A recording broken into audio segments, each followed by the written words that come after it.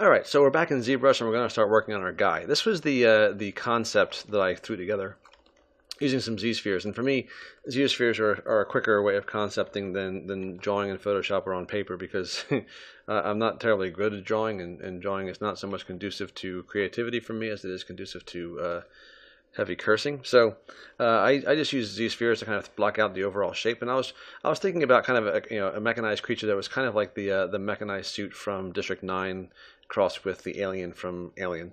And that was kind of what I was working toward here. So this was the Z-sphere concept mesh that I threw together. And I simply turned it into an adaptive skin and started carving into it. And at the end of all that carving, I came up with this thing here. This is simply that adaptive skin with a bunch of holes carved into it, and the Damien Standard brush to carve in some thinner things. And this is all just one piece, except for the inserted meshes here, like I took from ZBrush Insert Mesh. It's got a lot of neat little tools, all these guns and stuff, and these little turbines and stuff. This is from ZBrush's Insert Mesh brush, and I just kind of popped them in there. I completely forgot they even existed. I was working on the legs and the torso and the head. And it wasn't until I got to the arms I remembered, oh wait, they have some things that I can toss in there, pre-made, which was really helpful. And that's some of the brushes we made and some of the meshes we made in Maya. We'll be using those to that effect, but we'll be using some of ZBrush's own stuff too because they're pretty cool. The hoses, for example, are part of that. So it's a little bit busy. It's got some greebling, essentially on it, but I kind of like that. I was looking for something that seemed kind of complex, but at the same time kind of primitive. It's complex, of course. It's a mechanized suit with all these kind of wires and stuff on it, but at the same time, it's kind of primitive in that it's not streamlined. It still got, it has a lot of things that are out there and vulnerable, and so it kind of has that animalistic quality to it. It's almost like a primitive technology in a way. And I wanted a head to kind of have a certain shark-like look to it and so forth. So this was just sculpted, like I said, it was carved out of a single piece for the most part, except for the insert mesh stuff. And what we're going to do really is just take an adaptive skin made from that Z-sphere guy and start extracting meshes from it, extracting pieces that we can then turn into hard surfaces. Okay. Now, the actual process by which we do this is largely going to be a matter of masking things off, extracting them, and then clipping them off with the clip brushes. And it's a bit of a process, and it's a bit redundant a lot of times. But once we get started, I think I'll probably do a few, and then I'll do the rest without making you have to watch every little step. But I'm going to begin with the legs for the actual finished product. And it's for me, I need to kind of warm up a little bit with this whole masking and extracting thing. For some reason, it does take me some time to get back in the flow. So I'm going to begin with these pieces down here in the legs instead of the torso, which is where I would usually begin, but there's a lot going on up there. So let's stick with the legs for now. I'm only going to do one leg, obviously, and then we'll mirror it over. So what I'm going to do is bring in my robot skin, and this is really just going to be the raw materials for for our extraction. It's not going to be visible in the finished product at all. This is simply kind of the raw materials, like I said, for the finished product. So what I'm going to do is take a look at this original guy here, and you see this piece here on the shin. It's kind of like this little spade shaped or seashell shaped. Wow. Shin guardy thing. So I'm just going to kind of basically draw that shape and see where we go with this. Okay, like I said, I need to get warmed up. It's I don't know about you, but I'm not in the zone immediately. I have to kind of get used to it. So I'm going to go to my masking tool here, and that's my mask pen, and I'm just going to basically sketch out this shape. If I go to transparent here, you can see roughly this this shape here, and it's not going to be perfect, but it's going to be close enough, I think. So let's just go to my mask tool here, and I'm just going to draw in a very broad basic shape that is reminiscent of that. Bring my brush size down here, and bring this down. Okay, bring my brush size down, and then just kind of bring it in like this. Now, again, I don't need to follow that concept sketch to the letter, and I'm not going to. I mean, it really is. It was just roughed in largely, and now I'm just going to use my my inverse mask and just give the edges a little bit of a trim here.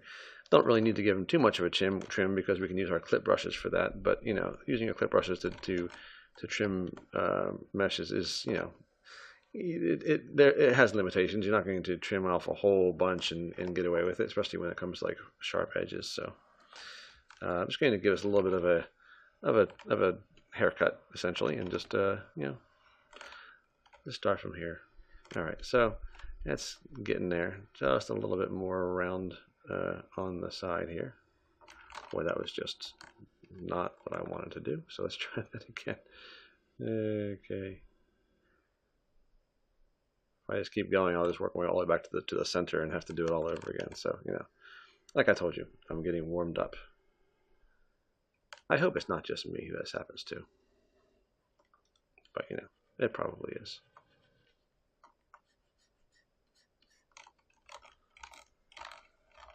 Okay. All right, so that'll do. That'll do. I really am having trouble getting into this little zone here, but eventually, I am sure I will have no choice. It's going to be awesome, and we'll know it. Okay, so in any case, here is the beginning of this shape. So what I'm going to do here is sharpen this mask a little bit. And before I extract this, I'm going to go in here and mask out some circles. So I want to have some holes in here. So I'm going to hold down Control and Alt and just click and drag and move this here right in the middle. Now, it's not a bad idea to make them a little bit bigger than they would be ordinarily, because when you extract this, it does get filled in a little bit. I'm going to go to my circle stroke there and make it square so that it's a perfect circle. So I don't have to worry about that. I'm just going to put these circles right there and pop them in place. Okay, there we go. That's a little bit too big. Now you're going to see I'm going to do that all the time. I'm going to hold down Control and Shift when I mean to hold down Control and Alt, because it's just so confusing sometimes. I can't keep track. No, it's not that confusing, but I'm just stupid. Okay, so here, 4 little circles. Okay, I'm going to sharpen my mask just a touch, and now I'm going to extract this. I'm going to go to my extract and check out the thickness. Thickness looks pretty good. And I'm going to accept it. Why not? Now, I'm going to go down here and to my display, make sure it's double, because I'm going now to tweak this a little bit. I'm going to go to my subtool here, get rid of the mask. All right, now what I'm going to do is just trim these edges. Now the cool thing about this is that when you create these, it automatically puts these into polygroups. They're not always perfect polygroups, but they are polygroups. So if I can isolate this, you can see, and turn on double-sided again, which I thought I had just done, but maybe I hadn't. You'll see this is actually its own group, which is really helpful. So I can go to my select lasso here, and I want to get rid of, I want to hide these for a moment. And these guys here, I'm going to add group loops to, add edge loops to, just to kind of keep that edge. Now I'm going to bring everything back. Actually, let me group this group visible, and then I'm going to bring this back and group the other part. So let's hide this middle part, and let's just group visible so we don't have these weird groups here. All right. So now what I want to do is trim this a little bit. So I'm going to go to my clip curve brush, and you know, sometimes trimming these meshes is a little bit of a ordeal because the edges don't always work for you, but that one worked okay. So let's hold down Control and Shift and click, and you can hold down Alt to give yourself a little bit of a curve. Now I don't think that it's usually wise to give yourself too many curves. See here, I kind of got a little bit of a weird corner there. So you know, that's okay. Now I'm going to go to the top here and click, hold down Control Shift, tap Alt to give myself a little bit of a curve. Did not want to do that. That was not good. Did I mention that I need to get warmed up? Yeah, okay. Okay, I was trying to trim the edge a little bit here. Now, the cool part about this is because this is so busy, this robot, that, you know, every little edge is not necessarily going to be, you know, noticeable. So I'm not necessarily in, you know, I don't need to make this perfect at all times, but obviously, you know, I want it to be nice, so let's just trying to get some sharp edges in these corners here.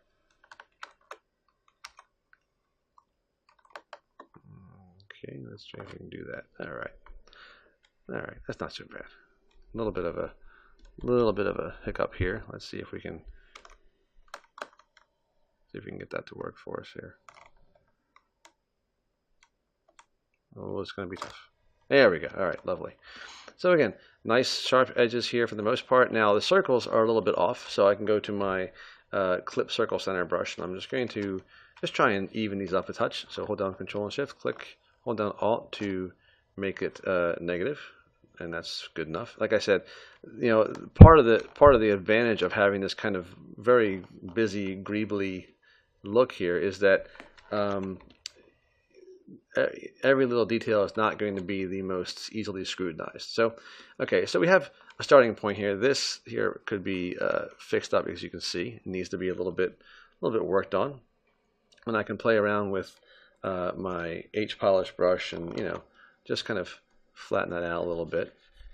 You know, don't forget, this is still, you know, just because we're doing hard surface stuff doesn't mean that we can't use our sculpting brushes and you know, and get some good effects that way, get some good results that way. So, you know, sculpt the, you know, polish the edge off a little bit, and, you know, we should be good.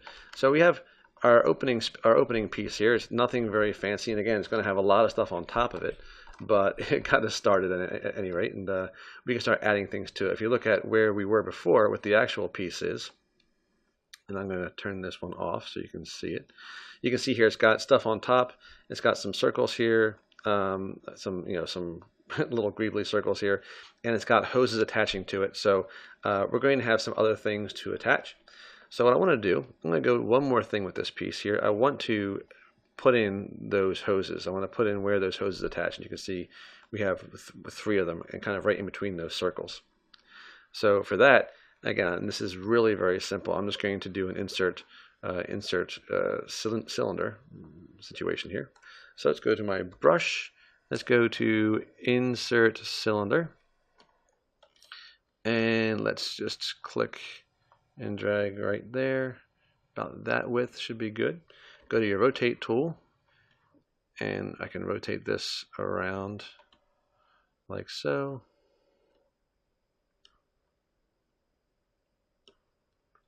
Keep it, generally speaking, in line with what we're trying to accomplish here. Move it around, and again, you know, like I'm kind of guessing because I'm basing this on what was essentially a sketch. I'm going to group this, and then I'm going to unmask it. So now when I go to here, I can see I have different. Nope, I thought I had groups. Let's try this again. Group. Let's just do group masked. There we go. So now I have two different pieces here, so I can play around with this separately. Okay, so what I want to do with this guy here, this cylinder, I'm going to isolate this guy, and I want to essentially extrude this out a little bit around the top. So I'm going to go to my mask rectangle, hold down Alt, and select this top row here. I might need to straighten out just a touch. There we go. And let's grab just this top row here. Okay, and this, I'm going to invert the mask and go to Inflate, and just make it a little bit wider there at the top. Okay, and at the very, very top here, this is one of those annoying things. It's got a, you know, it's got that pole, but let me see here. Let's see what we're looking at. Yeah, so this is a bit on the annoying side. So what I might do, and, you know, I might just remesh this. So let me just let me see if I can do that here. Let's go up here. I'm not going to remesh it. I'm just going to push this in. Oops, wrong brush. Push this in a little bit so it's not too pointy. let's not get too fancy. We have a lot more to do, so we're not going to get that fancy. But we have this little part here. This is going to be essentially, something that will kind of, this will be something that will kind of receive a hose of some sort. So what I want to do is duplicate this. So I'm just going to grab this, hold down Control with my transpose tool and pull, and that will give me a duplicate, which is very convenient. And I'm just going to kind of align these along this side here. Once again, Control, pull. Oops, I have to add a move tool on, not rotate. Control, move. And let's move this guy. And let's just slide him in here. I kind of want this to be like half on, you know, the like almost half embedded in here. It's kind of the look I'm going for. So let's just move this into position. Okay, so now let's invert that, and let's mask visible. Group visible. I want to group this, and let's then grab these guys, and let's just Control pull. Oops, no. Let's bring our guy back. Okay, so I want to actually make these I want to actually duplicate these. So I'm going to just grab this and let's hit duplicate. And this new guy, who I will now isolate. Let's bring everything back and let's hide that and delete hidden so that will go away. So now I have just these. I can go to my subtool master now.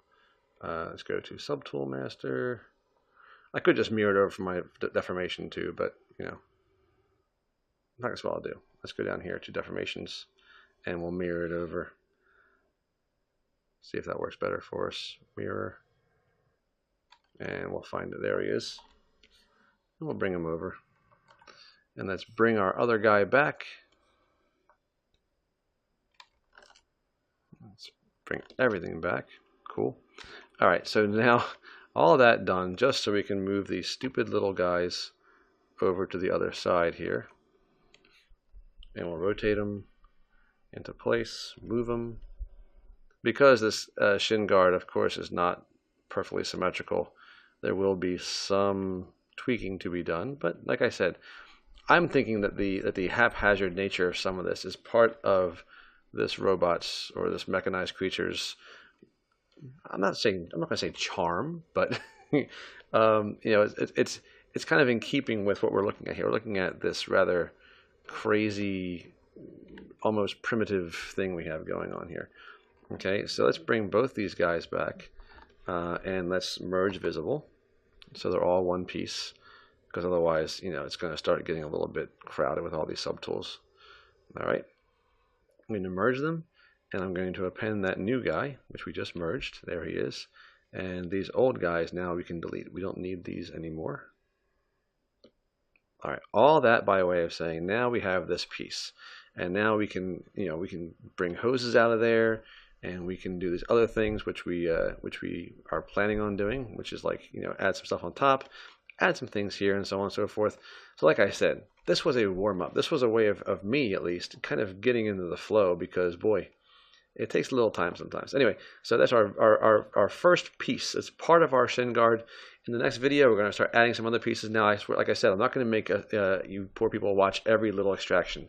But you know, let's get the lower leg started. We're going to finish up the parts that go on top of this, and then we'll start adding some of the other pieces around the bottom of the leg here, these side pieces, and then we'll do the big guys here. And once we do that, we're really on our way. So in the next video, we're going to continue on with the shin guard. I'll see you then.